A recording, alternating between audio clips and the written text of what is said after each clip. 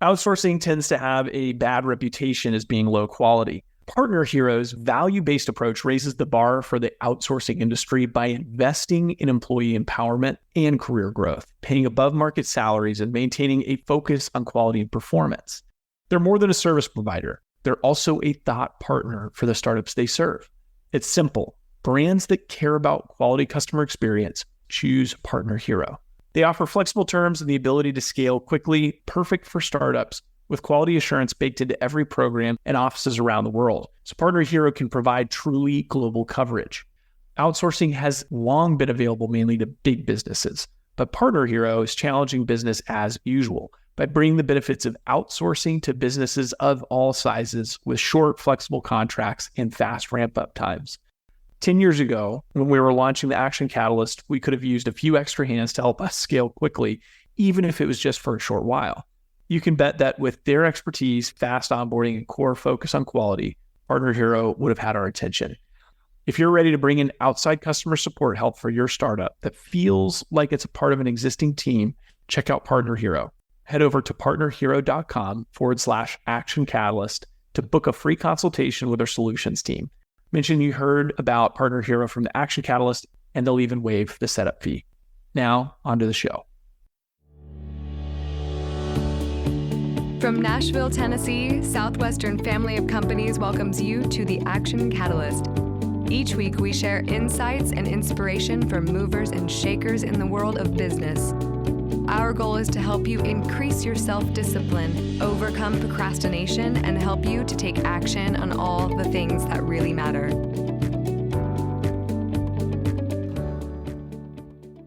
Thank you for tuning in. You have picked a great episode to listen to. I guess I have to say, if you were a pay-per-view promoter or a ticket salesperson or something like that, you might refer to this episode as two titans of time management or two powerhouses of productivity. At least I hope that you might say that, because I get a chance to sit down and talk with Greg Mckeown, the author of Essentialism, a huge bestseller, radically changing the productivity world, and I'm sure you have heard about it.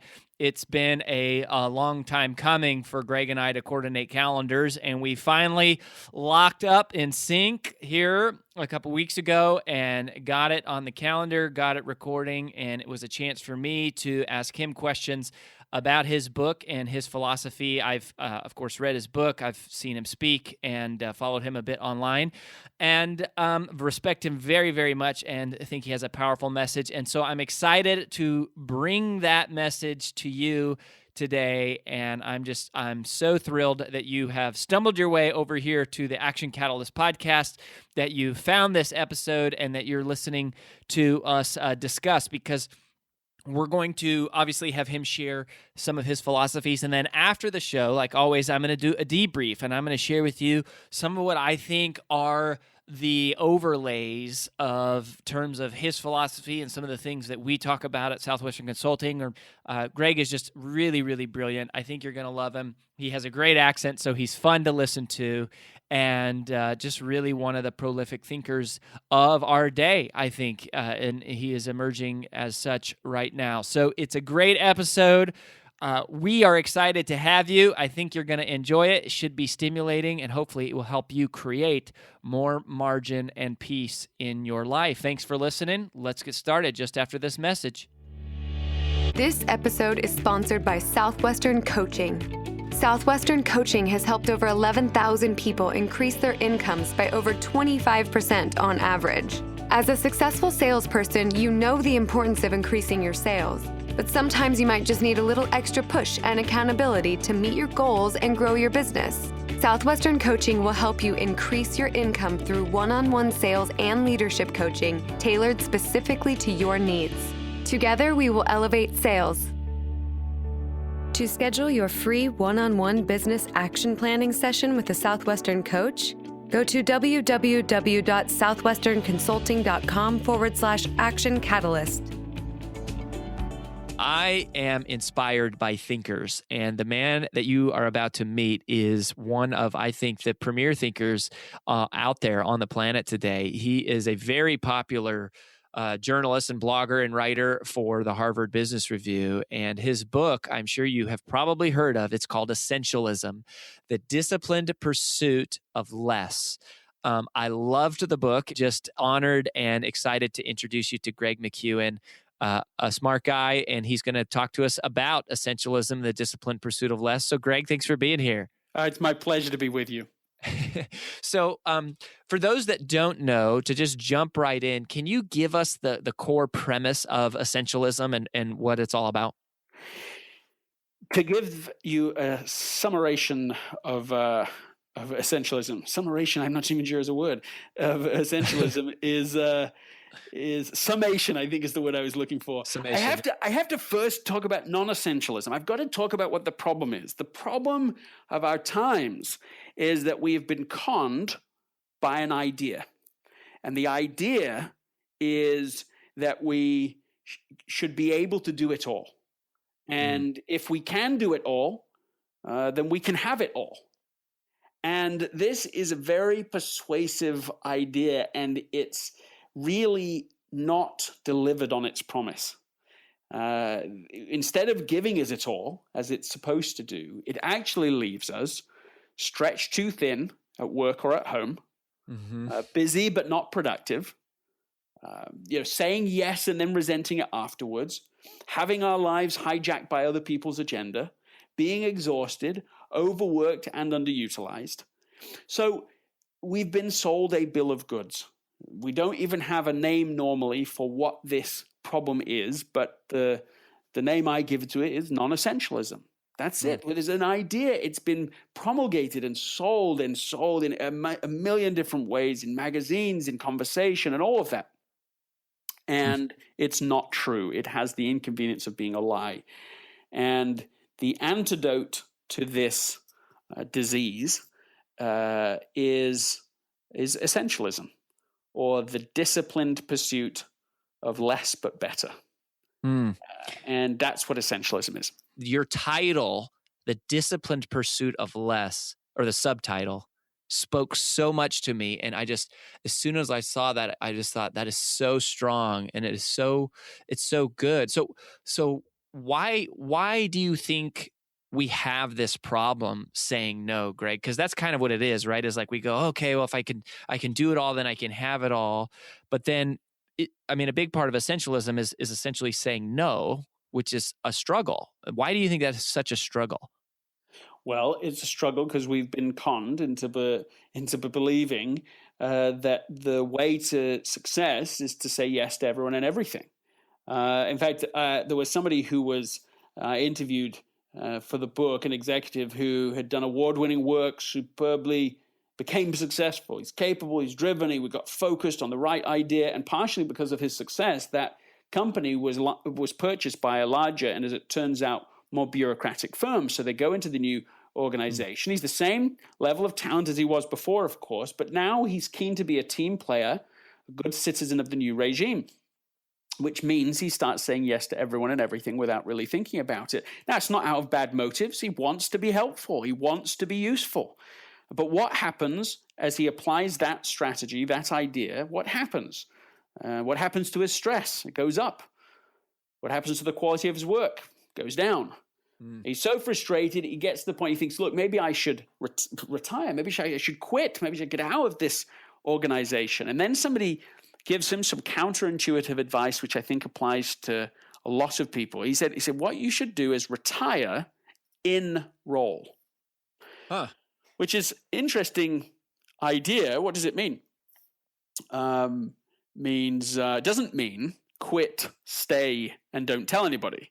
There's not an employer in the world who wants anybody like that, and they have probably more than they wish they did.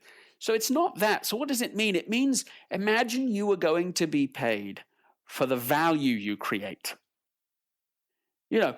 Employers want people who are contributing to moving the that actually create value, not by how busy they are. And so this is his new mindset. So he approaches it. What happens? He says, I got my life back. Personally, he was able to go to the gym every night, eat dinner with his wife. He was able to negotiate a world that allowed him to be healthy and to recuperate and be energized, which meant that when he came to work in the morning, he was able to discern better what was essential, what was not. He got space back at work. And he said, in that space, I found my creative freedom. And in that creative freedom, I found my ability to contribute again. What happens to his stress goes down. What happens to the quality of his work goes up. What happens by the end of the year? His performance evaluation ratings have skyrocketed up. And he ends that year with one of the largest bonuses of his whole career. Mm. A story like that. Go ahead. No. Well, one of the words that you said in there, which I think is a powerful word, is negotiate. Negotiating a schedule. And that idea, I mean, I love the concept of being paid for the value, right? And that's one of the things that rich people do. They choose to be paid for their results, not for their time. And they're not paid for the quantity of tasks they complete, but the significance of them and the results that they create.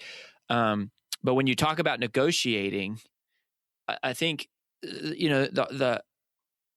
I think your title and the book and the concept speak so directly to what people are struggling with, right? Like we all have this problem of being overcommitted.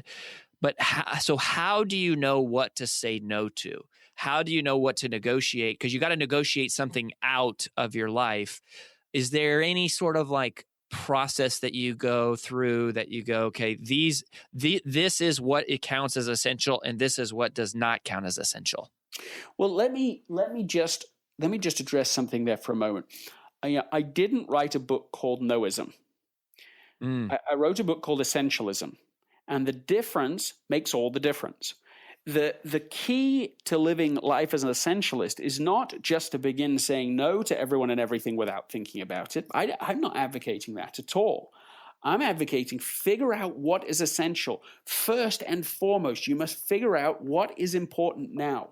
And then you have the right and the source of courage to negotiate the non-essentials because you have a valid reason to be able to say. So, for example, if I go through a process of figuring out what is let's say the most important contribution I can make over the next 90 days, I get really clear, this is my essential intent. This is the thing that will be most valuable to my most important customer and deliver something that is actually important that moves the needle. Okay, let's say I've done that.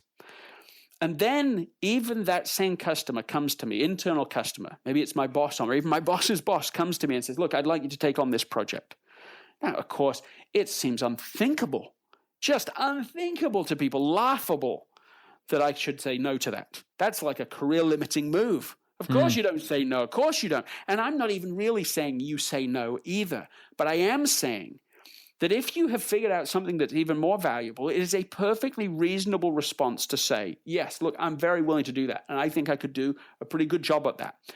But let me just at least discuss with you that means taking energy and resources away from this initiative that I think helps your agenda even more. And so suddenly what you've done is you've brought the reality of trade-offs, which are always there and are ever present, but often ignored, to the fore. Now you can have a conversation about it. And I've had people do that. I mean, I have somebody right now who's working on a really important initiative for me. And every time I have one of these spontaneous moments of, hey, listen, this is a good idea. Will you just do this? Because I have this event coming up and I would love you that would really help me. And he always says yes. And he always adds the trade-off. Oh, I'm very happy to do that. But do you want me to push back the deadline for this big project that I'm working on for you? And I always say no, because I always want that real thing delivered. That's way more valuable to me. And so I'm just saying there is a way, of course, to respectfully and in a savvy, organizational savvy way to negotiate these things. And it's really important for the organizational health that people can do this. It's really important for helping your most important internal customer, even if that's your boss's boss, like I'm saying, that you help them achieve their most important and valuable agenda. That's important to them as well. And so learning how to figure out what their agenda is, to put in language that is relevant to them, meaning in terms of their agenda, what it is you think your highest contribution to them would be, is an essential skill if you want to be recognized as an important, valuable member of their extended extended team. If you want to go beyond being an order taker and become a trusted advisor to them, you must learn how to do this. That is such a powerful idea. I love the idea of you always say yes, but you just basically you're saying yes, but you're going to articulate even to your boss what the trade-off is. And out of that, you allow them to choose in a role where you're working with somebody who's like your superior. You're allowing them to dictate what the priority is. Yes, without saying no. And you can also start to become really, you can become really skilled at doing this. I mean, I'll tell you a story that really grabs me. And everybody knows that Steve Jobs is sort of famous for saying no to 100 things or 1,000 things in order to say yes to one great thing. And that, I don't mean to minimize that. I think that is totally true, and it is evidently was true in the way that he approached things and was important. And it's all very well him being the CEO and the founder, that he was able to do that. But what I like even more is a story of someone who said no to Steve Jobs and lived to tell the tale. Now, this is after Steve had left Apple and was starting next, and he wanted a great logo because Apple obviously already had a great logo, and he wanted a great logo for his next initiative. And so he brought in the top logoist, arguably in the whole country, Paul Rand. And Paul Rand had designed ABC's logo and Bloomingdale's logo and a whole bunch of iconic logos that we all recognize. So he comes in, they have their first meeting, and Steve starts to explain how the relationship will work. He says, you're going to come up with a bunch of options for me, and I'm going to tell you which ones I like and give you feedback and which use my taste and so on. And Paul listens to all of this, and finally he just says, no. He says, I will solve your problem for you completely. I will solve your problem for you. And I will deliver you one logo. And you will pay me. That's how it works with me. Wow. And Steve listens to all this, and finally he goes, okay, done. We're going to do it. We'll try this. He trusted him, believed that he had the capability to do it. He said after the experience, he said Rand delivered to him a jewel of a logo and added this, which is, I think, the most important part of this story.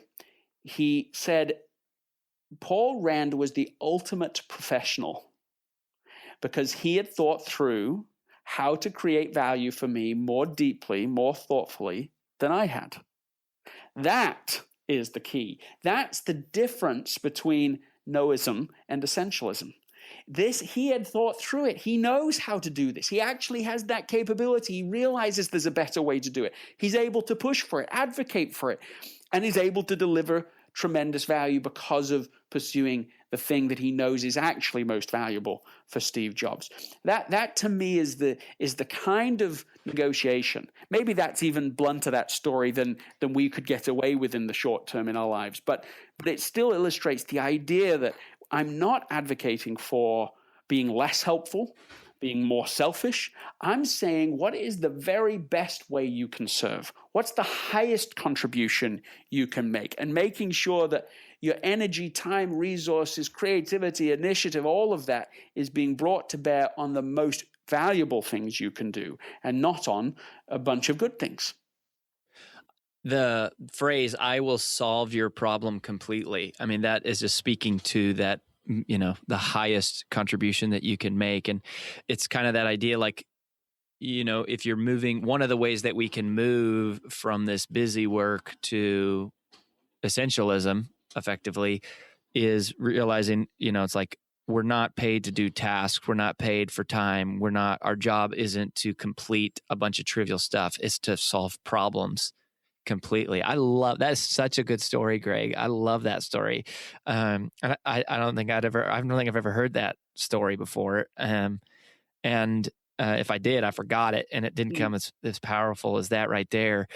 So coming back to this, because less but better, I think is the core message, and that was one of the questions: is how do you do less but better if you work for somebody else? And I think you have covered that. So do you But I can jump in on that still. I can give one more illustration of this because this was a personal example that happened to me.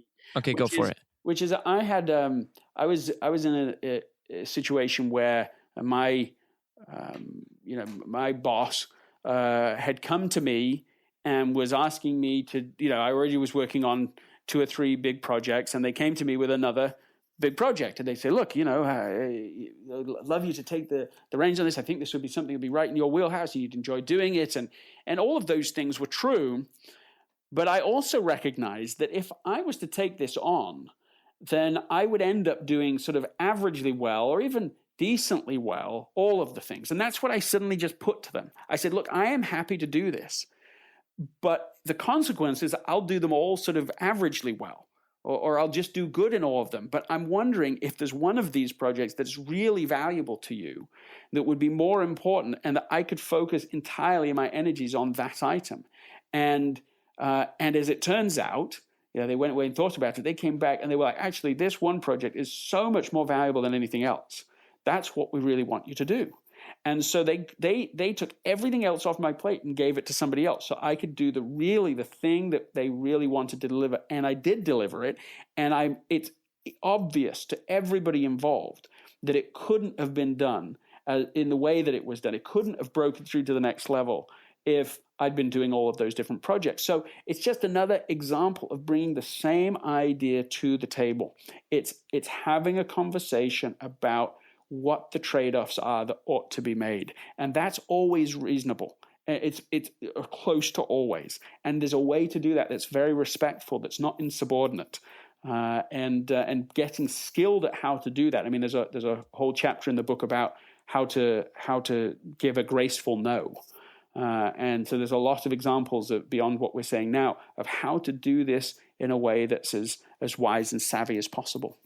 Yeah, and I think that's part of what you do is you're teaching people how to negotiate trade-offs and how to speak and think in terms of what is the trade-off, and that having that long-term perspective of what you're going to say no to as a result of saying yes to something else kind of creates that power to be able to say no.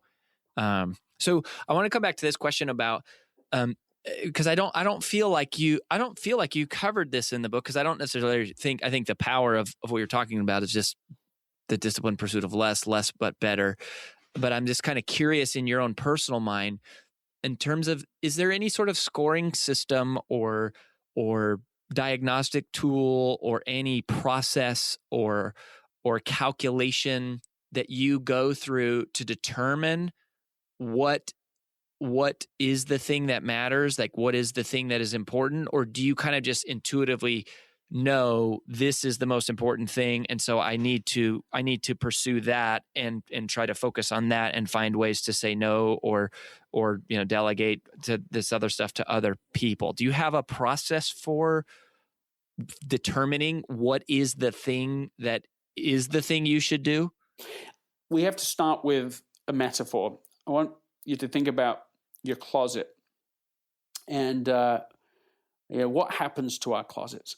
If you don't have some system in place, a way of doing it, if you manage your closet in a default way, what happens to it?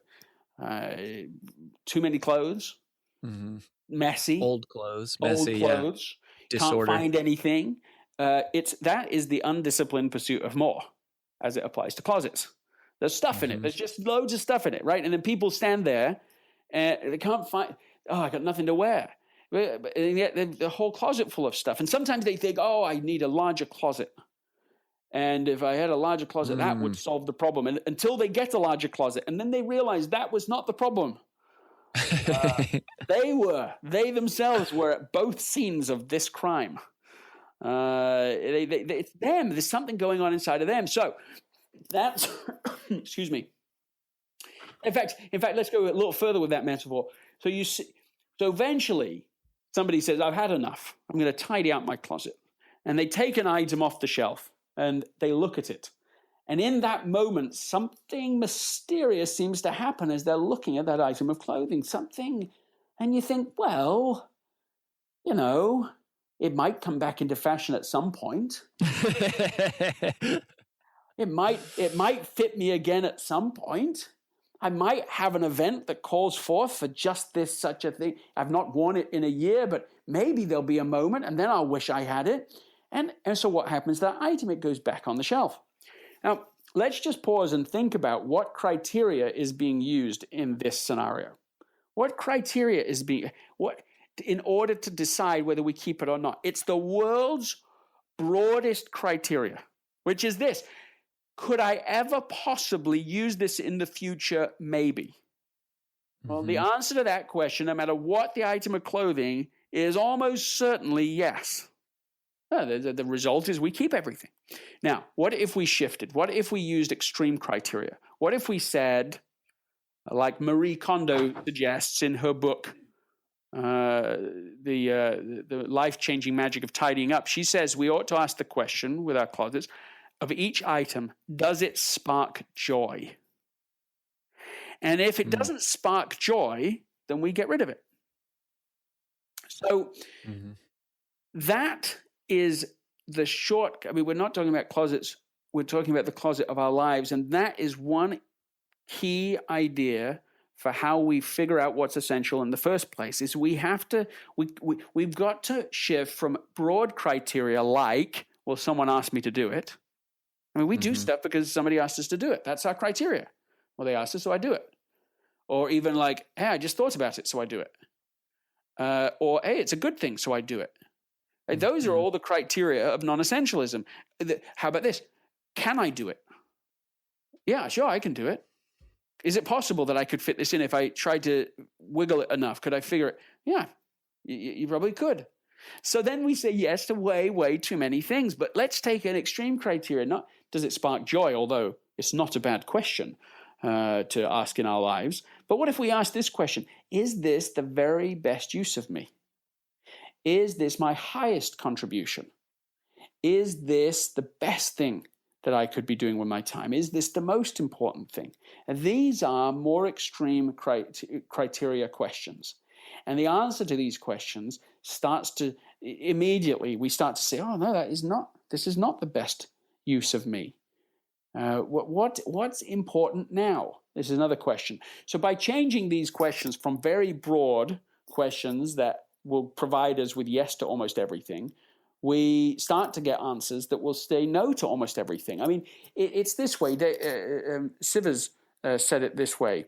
Dave Sivers, and excuse me, it's not the most polite phrase, but it's a great one-liner. He says it's no more yes. It's either hell yeah or no. And that's the idea. No more yes. No more, well, sure.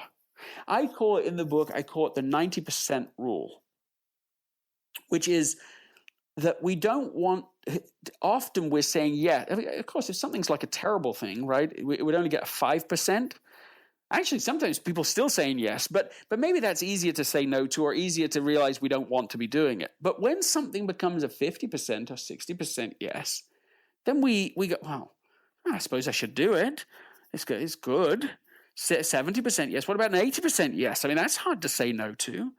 An 80% yes might be something that we really wanted to do a year ago, but now we realize is not actually so valuable to us, or we shouldn't commit to it anymore. So that's an 80% yes, and I'm suggesting we say no to everything but 90% or above, if we can elect to. If it's something within our control, we should be saying, look, I only have a very limited little amount of time, energy, and resources available for me to select to use or not to use this day. Therefore, I want to use it on the things that I know really matter most. That's what I want to achieve. And so that's the 90% rule. I love it. I love it, Greg. And you can tell you're speaking with so much passion and clarity. This is your message for the world. And we're inspired and thank you for this message. Where do you want people to go to connect with you? Oh, I think they could just go to just the website, gregmckeown.com. There's a newsletter that we put out that can help people carry on with the conversation. So I would just go to gregmckeown.com. We'll put a link to that in the show notes. It's Mckeown, everybody. And Greg, I just want to say thank you for this important message and for deciding to spend some of your time with us. We appreciate it so much. It's been my pleasure. Thank you so much. Bye for now.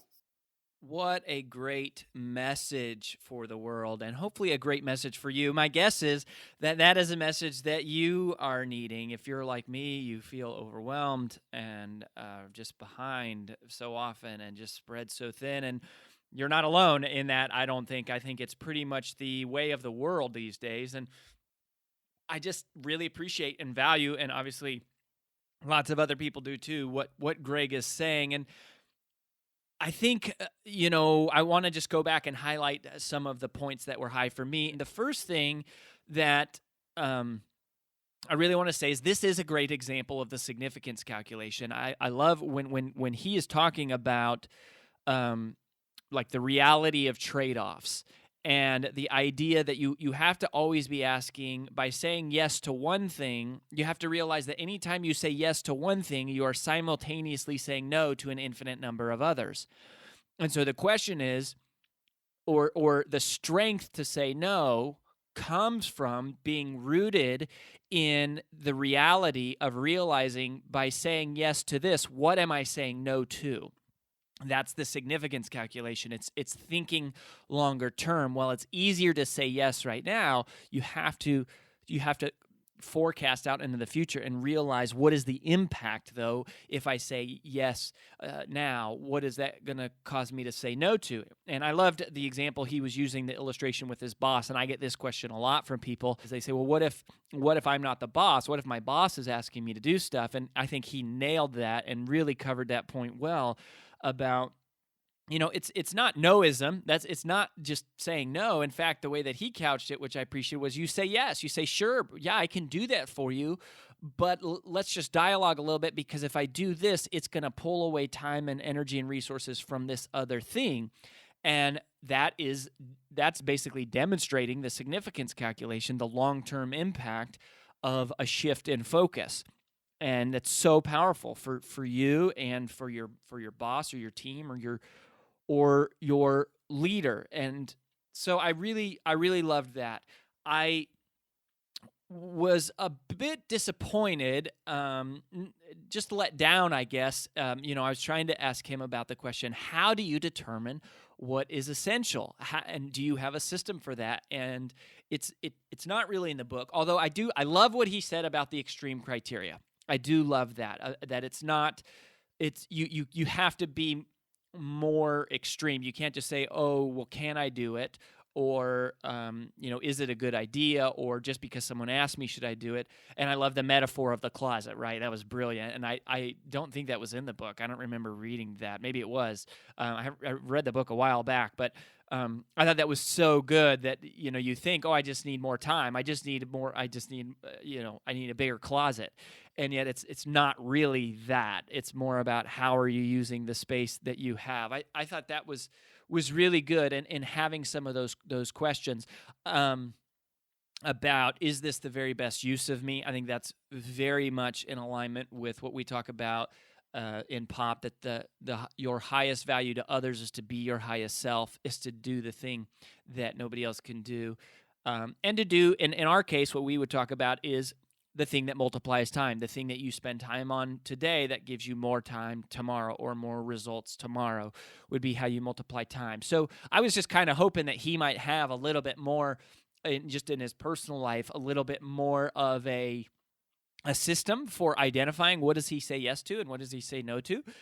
For example, like he agreed to come on the podcast, which of course I was flattered, and I think it's awesome, and I think it's great, and it'll be worth his time. He's going to reach a lot of people by being here. But I just wonder a little bit if there's more in his unconscious about what he calculates, or what he helps organizations see, what they should say yes to and what they should say no to. But I love the idea of the 90% rule. I love what he was saying about, it's not either yes or no. It's either hell yes or it's no. There's no time for, yeah, okay. It's got to be a certain, in order for us to do it today, it's like we have to be absolutely convicted. And he did give some really good things around, like that extreme criteria, right? Is this the very best use of me. I struggle, and I say I'm disappointed, not because I'm disappointed in Greg, or I think that, he didn't deliver. I think he delivered so much, and hopefully you do too. I just love it. And I'm struggling and always trying to figure out a better way of determining what to say yes to and what to say no to. And I'm trying to figure that out. And I think there's lots of things that are a pretty high use of me. And what happens when you have two of those, right? Like what happens when you have two activities that both meet the 90% rule? Because there's a lot of really incredible opportunity. And the more successful you become, the more amazing opportunities that are in front of you. And that is something that is really, that I struggle with. And I think our company, Southwestern Consulting, is struggling with, because we're growing so fast that we have all of these things we could be doing to improve, and we're learning so much. So anyways, I think the extreme criteria is something that we can add and adapt into our life.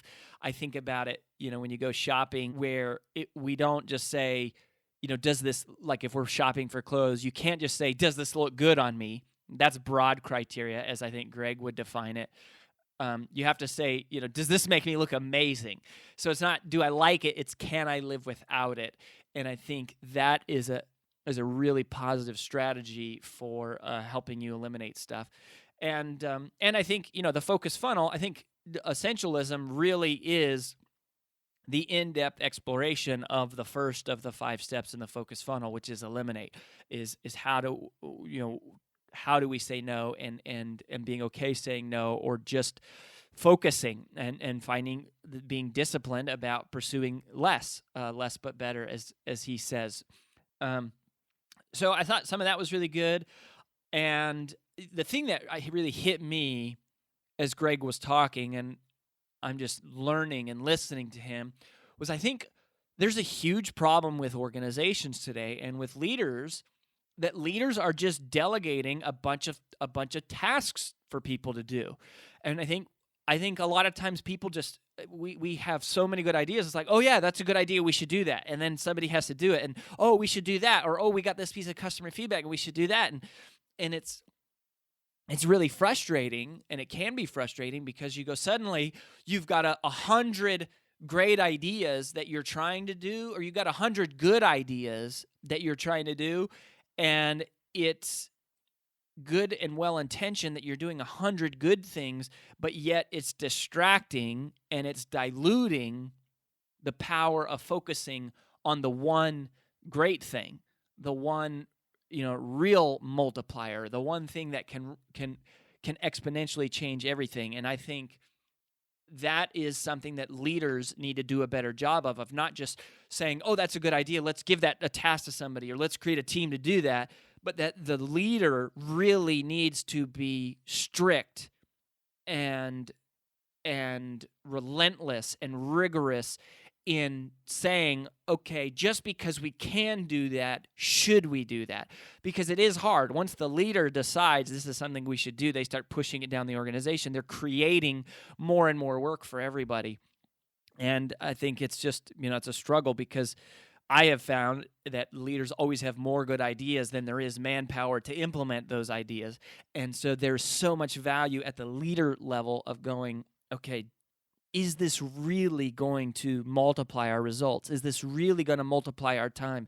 Is this really going to create exponential growth, not just a linear minor improvement? And I think a lazy leader is somebody who doesn't do that critical thinking.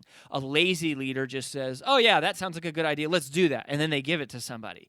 And that is a level of laziness that I think is more and more common in organizations today. And because leaders are so overwhelmed, there's so much coming at them. There's so much opportunity and so much tasks and so much volume and so much communication, that leaders just eventually get into this mode of like, okay, let's do this, delegate, without ever running it through that critical filter. And I think I'm more convicted now, even after talking with Greg one-on-one, that the focus funnel is tremendously valuable, is helping you kind of sort through and ask those questions. Is this even worth doing?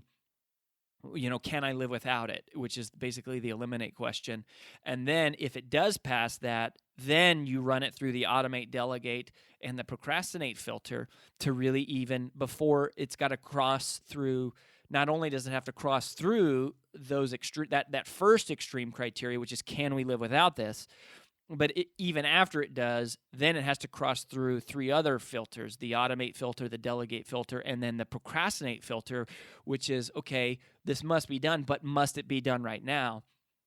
And I think that adds a little bit to it.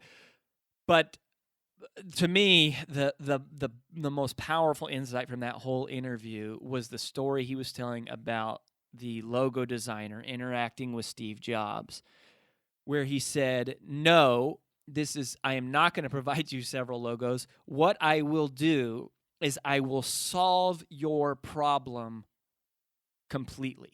I will solve your problem for you completely. And that, to me, is the core. That's the essence of what we're trying to get to. It's being paid for the value that you create. It's not just that we're completing tasks and we're checking things off, but it's that we're actually solving problems. We're actually creating value. We are improving things. And I know, at least for me in my life, that is what I have to be filtering for is, okay, there's all of these things vying for attention. There's all of these things that are good ideas. There's all of these things that we can be doing, but really going, what is the most valuable? Literally, which activity is the one that creates the most value or solves the biggest problem or remedies the greatest pain? And it's hard because I think you become, the better you get at doing this, the better you get at focusing and eliminating and specifying, the more fire you come under, because there's more people that you're, more and more people and more things that are being told no at the compromise and at the negotiation of saying, this is the multiplier, this is the essential. And that is hard. And it actually, I think you become, I don't know, but it kind of seems like you become more and more under fire the more that you do that. So that is tough. But if you're doing that correctly, then your results will speak for themselves. And you will be creating value, you'll be creating opportunity, you'll be creating wealth for people around you, for your organization, you'll be creating productivity, you'll be creating margin, you'll be creating results, and the results really speak for themselves. But that is what we want to do, right? Like, we want to not just be task completers, we want to not just be checklisters, we want to not just be these people who cross things off because we can do it, and we don't want to. If you're a leader, you certainly don't want to be someone who's just like delegating every idea that you have. We want to be people who are critical thinkers, who are challenging the value and the use of our time and the use of our resources and the use of our team's talents and the use of our team's resources. And ultimately, we want to be solving problems, and that is the disciplined pursuit of less, which I think Greg so eloquently and concisely captures it. The disciplined pursuit of less. It is finding what matters, finding what multiplies. So this week, be a critical thinker, challenge yourself, eliminate, make the significance calculation, think longer term, and really, really boil it down to what are the tasks that will solve problems, that will multiply time, and that will create value. Well, that about wraps up the Action Catalyst podcast for this week. If you haven't yet, please log in to whatever your favorite medium is to listen to the show, and both rate this podcast and leave a comment, as that really helps us out.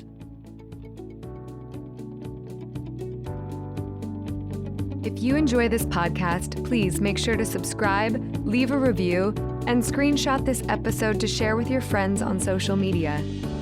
Make sure to follow us on Facebook and Instagram at Action Catalyst, and subscribe to our video podcast on YouTube. Thanks for listening.